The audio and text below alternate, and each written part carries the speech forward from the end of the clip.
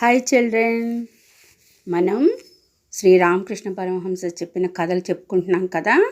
ఇప్పటికి ఎన్ని కథలు చెప్పుకున్నాం? 2 కథలు చెప్పుకున్నాం కదా. ఇది 3వ కథ.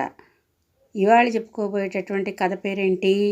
బాలభక్తుని దేవతార్చన. ఈ కథ చెప్పుకోబోయే ముందు మనం ఏం చెప్పుకున్నాము?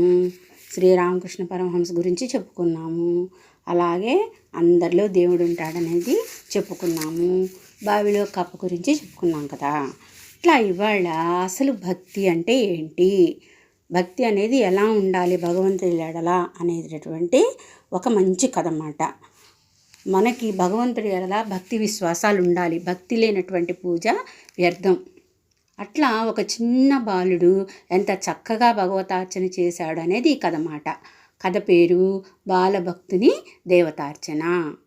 అనగా అంట ఒక ఊళ్ళో ఒక సద్బ్రాహ్మణుడు ఉండేవాడు. ఆయన సద్బ్రాహ్మణుడు అంటే ఎవరు? చక్కగా సదాచార పరాయణుడు అయినటువంటి ఒక బ్రాహ్మణుడు మాట. అతడు రోజు శ్రద్ధాభక్తులతో పెందలాడే లేచి స్నానాధికారాలు చేసుకొని తన ఇష్టదైవాన్ని పూజించుకునేవాడు. ఇంట్లో ఒక మంచి పూజాగృహం ఉందన్నమాట.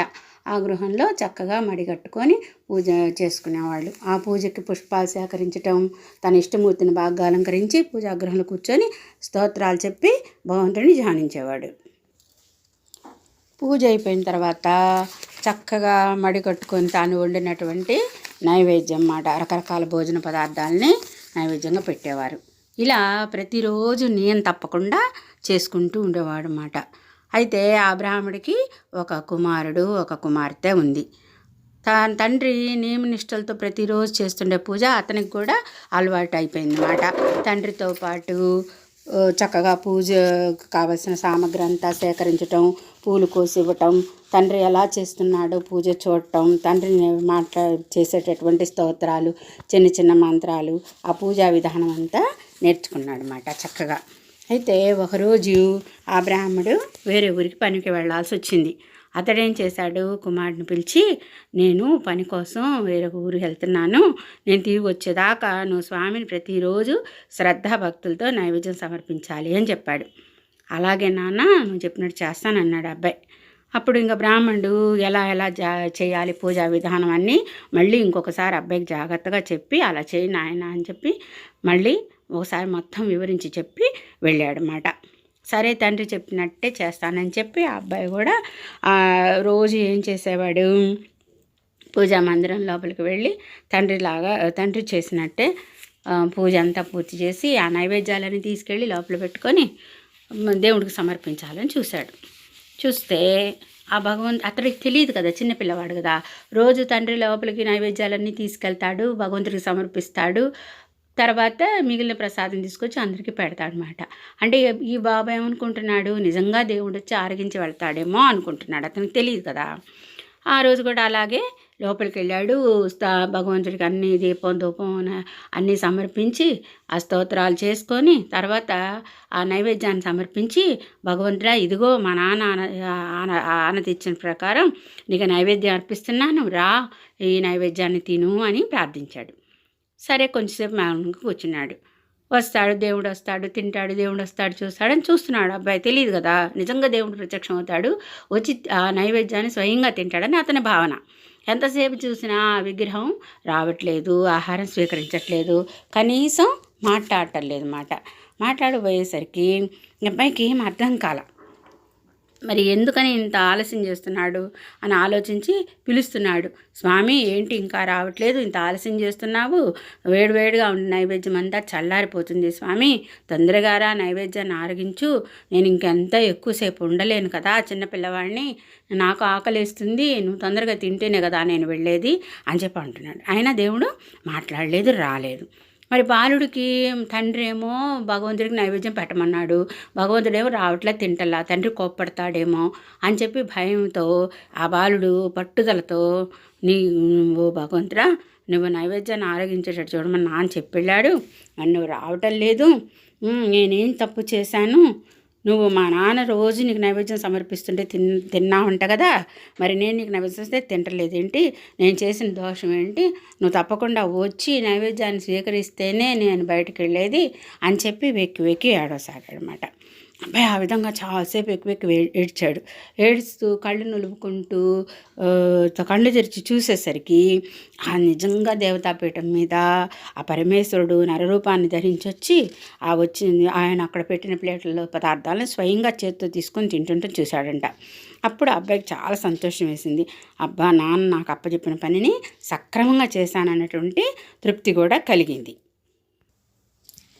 అలాగా చక్కగా భగవంతుడికి నైవేద్యం సమర్పించి ఆయన వచ్చి స్వయంగా స్వీకరించి వెళ్ళాడనే తృప్తితోటి ఆ దేవతార్చన అంతా పూజ ముగించుకొని పూజాగృహం వదిలిపెట్టి బయటకు వచ్చాడు. బయటకు వస్తే ఎప్పుడు మరి తండ్రి అయితే కొంత ప్రసాదం తిరిగి తీసుకొని వచ్చి అందరికీ పంచిపెడతారు కదా, ఆ విధంగానే ఈ బాలుడు బయటకు రాగానే ఖాళీ చేతులతో బయటకు వస్తుంటే ఇంట్లో వాళ్ళు అన్నారంట, నాయన పూజ ముగించావా, దేవునికి అర్పించిన నైవేద్యం ఏది నాయన, తీసుకురా, అందరం ప్రసాదం తీసుకుందాం అని అడిగారు.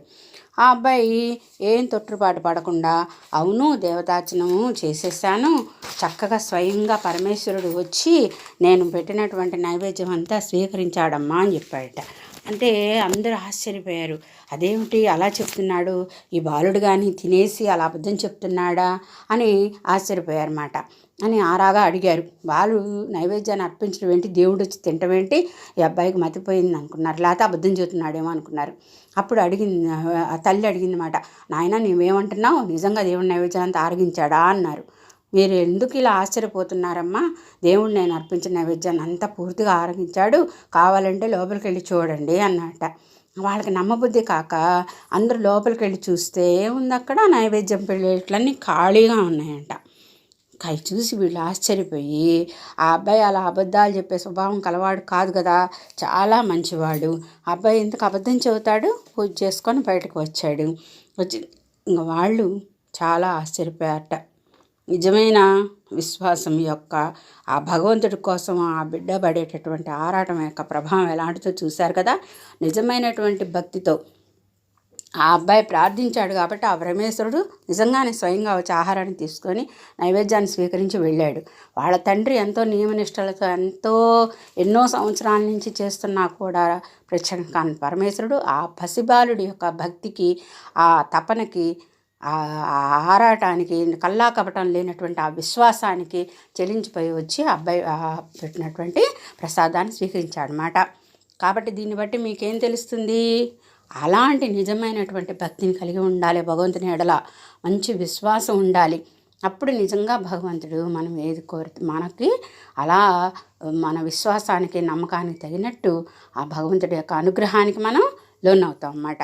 కాబట్టి ఏదో చేశాము, వాళ్ళు చేస్తున్నారు కాబట్టి చేస్తున్నాము అన్నట్లు కాకుండా నిజంగా పరమేశ్వరుడు మనల్ని అనుగ్రహిస్తాడు. ఆ దేవత గృహంలో ఉన్నటువంటివి విగ్రహాలు కాదు, పరమేశ్వరుడు యొక్క ప్రతిరూపాలుగా మనము భావించి భగవంతుడుగానే విశ్వసించి నిజంగా దేవుడే స్వీకరిస్తాడనే భావంతో పెట్టాలన్నమాట.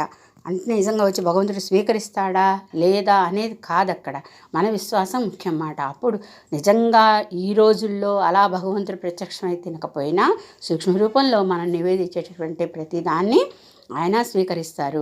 ఆ స్వీకరించినటువంటి ఆ యొక్క పదార్థము దివ్య ప్రసాదంగా మారుతుందన్నమాట. ఆ తర్వాత మనం దాన్ని భౌతికంగా స్వీకరిస్తాం. దానిలో ఉన్నటువంటి సూక్ష్మమైన జీవాన్ని భగవంతుడు తీసుకొని మనకి దాన్ని దివ్య ప్రసాదంగా అందిస్తాడు.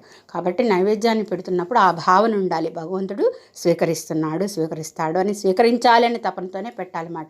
పూజ చేస్తున్నప్పుడు పూజా విధానంలో కూడా ప్రతి మంత్రాన్ని చదివేటప్పుడు కానీ ఏ ఉపచారాలు మనం చేసేటప్పుడు కూడా నిజంగా అక్కడ భగవంతుడు ఉన్నాడనే భావనతో చేస్తే అది ఆ భగవంతుడు స్వీకరిస్తాడనమాట.